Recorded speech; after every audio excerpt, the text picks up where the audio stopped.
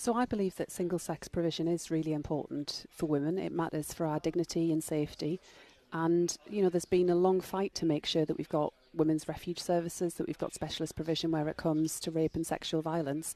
But alongside that, I do believe we need to ensure that there is also provision there for trans people, that we have a more humane approach. How does that look like, though? So if you've got toilets, for example, you've got men's toilets, women's toilets, what is the provision? What should be the provision for people who've decided to change their gender?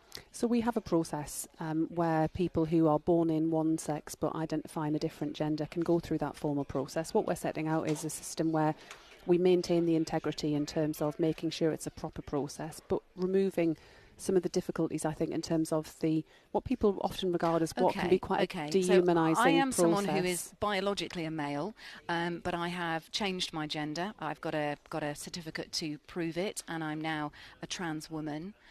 Where would I go to the toilet? The men's toilet or the female or the women's toilets? So I would, you don't police how people use toilets in that sense, but I would expect that if you were someone that had gone through that formal process of recognition, that you are, to all intents and purposes, for legal purposes, are regarded as being in a different gender, regardless of the sex into which you were born. So where do I go? Where do I go? The men's toilets or the women's toilets? I would think that in those cases, people would be using female toilets, but that's something that has.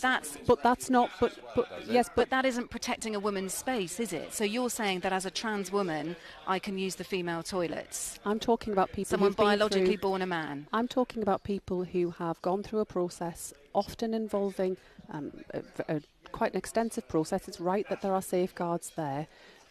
But alongside that, I do think we need to make sure that where it comes to, for example, women's refuge provision, where you're often talking about an accommodation basis, that there is a clear sense about making sure that women feel safe, that there's been a long tradition established about making sure that we've got that provision. It took a long time to get to that point.